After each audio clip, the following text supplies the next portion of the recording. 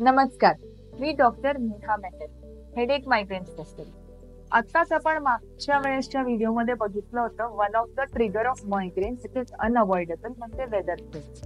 यावेळेसचा second trigger मी discuss करणार आहे, तो आहे मोशन सिकनेस.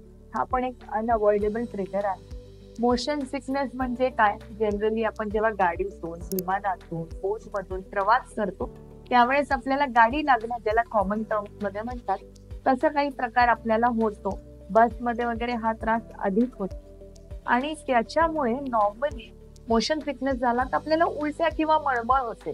पण मायग्रेनर्सला मोशन सिकनेस झाला तर त्यांचा मायग्रेन ट्रिगर होण्याची शक्यता खूप मोठी असते आणि तो जो मायग्रेन असतो तो अगेन अनअवॉइडेबल ट्रिगरमुळे झालेला.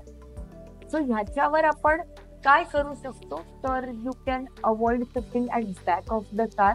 जनरली फ्रंटला बसल्यानंतर मोशन सिकनेस होण्याचे चान्सेस कमी होतात, त्याच्यामुळे मायग्रेन अटॅक येण्याचे चान्सेस कमी होतात. मोशन सिकनेस काही स्पेसिफिक मेडिसिन्स असतात जे ते कंट्रोल करतात.